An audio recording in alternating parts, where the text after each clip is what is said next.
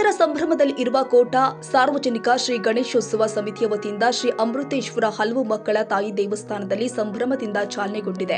8 ಅಡಿ ಎತ್ತರದ ಮಣ್ಣಿನ ದೊಡ್ಡ ಗಣೇಶ ಭಕ್ತರನ್ನ ವಿಶೇಷವಾಗಿ ಆಕರ್ಷಣೆ ಮಾಡಿದೆ. ಸಾವಿರಾರು ಭಕ್ತರು ಗಣೇಶೋತ್ಸವದಲ್ಲಿ ಭಾಗವಹಿಸಿ ಗಣೇಶನ ಕೃಪೆಗೆ ಪಾತ್ರರಾಗಿದ್ದಾರೆ. ಸಂಜೆ 5 ಗಂಟೆಗೆ ಶ್ರೀ ಅಮೃತೇಶ್ವರಿ ಭಜನಾ ಮಂಡಳಿ ಕೋಟ ಇವರಿಂದ ಆರಂಭಗೊಂಡ ಭಜನಾ ಕಾರ್ಯಕ್ರಮವನ್ನು ಉಡುಪಿ ಚಿಕ್ಕಮಗಳೂರು ಸಂಸದ ಕೋಟ ಶ್ರೀನಿವಾಸ್ ಪೂಜಾರಿ ಉದ್ಘಾಟನೆ ಮಾಡಿದ್ದಾರೆ. ಬಳಿಕ ಮಾತನಾಡಿದ ಸಂಸದ ಕೋಟ, ತಾಯಿ ಅಮೃತೇಶ್ವರಿಯ ಸನ್ನಿಧಾನದಲ್ಲಿ ಕಳೆದ 50 ವರ್ಷಗಳಿಂದ ನಡೀತಾ ಇರುವ ಸಾರ್ವಜನಿಕ ಗಣೇಶೋತ್ಸವ ಕೋಟದಲ್ಲಿ ಹಲವಾರು ಉತ್ತಮ ನಾಯಕತ್ವವನ್ನ ಸೃಷ್ಟಿ ಮಾಡಿದೆ ಎಂದಿದ್ದಾರೆ.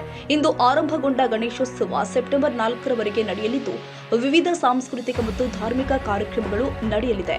ಸುವರ್ಣ ಸಂಭ್ರಮದ ಖುಷಿಯಲ್ಲಿ ಇರುವಂತಹ ಗಣೇಶೋತ್ಸವ ಸಮಿತಿಯು ಈ ಬಾರಿ ವಿವಿಧ ಹೆಸರಿನ 50 ಗಣಪತಿಯನ್ನ ನಿರ್ಮಾಣ ಮಾಡಿದೆ. ಕಲಾವಿದ ವಿನಯ್ ಆಚಾರ್ ಅದ್ಭುತವಾಗಿ ಗಣಪತಿಗಳನ್ನ ತಯಾರಿಸಿದ್ದಾರೆ. ಕೋಟ ಅಮೃತೇಶ್ವರಿ ಗಣೇಶೋತ್ಸವ ಅಂತ ಹೇಳಿದ್ರೆ ಸುಮಾರು 50 ವರ್ಷಗಳ ಕೆಳಗೆ ಇದು ಸ್ಥಾಪನೆ ಆದಂತ ನೆನಪು. ಆವಾಗ ನನಗೆ ಬಹುಶಃ 14-15 ವರ್ಷ ಇರಬಹುದು. ಆನಂದ್ ಕುಂದರ್ರ ಪ್ರಥಮ ಅಧ್ಯಕ್ಷರಾಗಿ ಗಣೇಶೋತ್ಸವ ಸಮಿತಿಗೆ ಅಧ್ಯಕ್ಷರಾಗಿ ಆಯ್ಕೆಯಾಗಿರುವುದು ಮತ್ತು ಅವರ ನೇತೃತ್ವದಲ್ಲಿ ನಡೆದಿತ್ತಾಗ ಆ 50 ವರ್ಷಗಳೀಚೆ ಗಣೇಶೋತ್ಸವ ಅನೇಕ ಬದಲಾವಣೆಗಳನ್ನು ಕಂಡಿತು. ಈ ಗಣೇಶೋತ್ಸವದ ಮೂಲಕ ಭಜನೆಗಳು ನಡೆದವು, ಕೀರ್ತನೆಗಳು ನಡೆದವು, ಸಾಂಸ್ಕೃತಿಕ ಕಾರ್ಯಕ್ರಮ ನಡೆದವು. ಬರ್ತಾ ಬರ್ತಾ ಬರ್ತಾ ಹೊಸ ನಾಯಕತ್ವ ಬೆಳೆಯಿತು.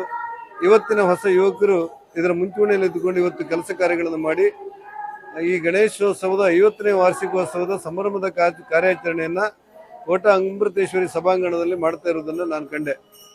ಅವತ್ತಿನ ದಿವಸಗಳಲ್ಲಿ ಈ ಸಭಾಭವನ ಅನ್ನೋದು ತೆಂಗಿನ ಗರಿಗಳಿಂದ ನಿರ್ಮಾಣ ಆಗಿತ್ತು. ಬರ್ತಾ ಬರ್ತಾ ಇವತ್ತು ಆಧುನೀಕರಣಗೊಳ್ತಾ ಇದೆ. ಇನ್ನೂ ಕೂಡ ಆನಂದ್ ಕುಂದರ್ ಅವರು ಮತ್ತು ಅವರ ತಂಡಕ್ಕೆ ಇದನ್ನು ಮತ್ತಷ್ಟು ಆಧುನೀಕರಣ ಮಾಡಬೇಕು, ಹೊಸ ವ್ಯವಸ್ಥೆಯೊಡನೆ ಗಣೇಶೋತ್ಸವ ಆಚರಣೆ ಮಾಡಬೇಕು ಅನ್ನುವಂಥ ಆಶಯಗಳಿದೆ. ಈ ಹಿನ್ನೆಲೆಯಲ್ಲಿ ಬಹಳ ಇತಿಹಾಸ ಇರುವಂತಹ ಗಣೇಶೋತ್ಸವಕ್ಕೆ ಬಂದು ಈ ಗಣೇಶನ ಪೂಜೆ ಮಾಡಿ ಇಲ್ಲಿರುವಂತಹ ಪ್ರಮುಖರ ಜೊತೆಯಲ್ಲಿ ತೀರ್ಥ ಪ್ರಸಾದ ತೆಗೆದುಕೊಂಡಿದ್ದು ನನಗೆ ಅತ್ಯಂತ ಖುಷಿ ಕೊಟ್ಟಿದೆ. ಇವರೆಲ್ಲ ಸಂಭ್ರಮದ ಕಾರಣಗಳು ಅತ್ಯಂತ ಯಶಸ್ವಿಯಾಗಿ ನಡೆಯಲಿ ಅನ್ನೋದು ನನ್ನ ಹಾರೈಕೆ ಮತ್ತು ಹಾರೈಕೆ.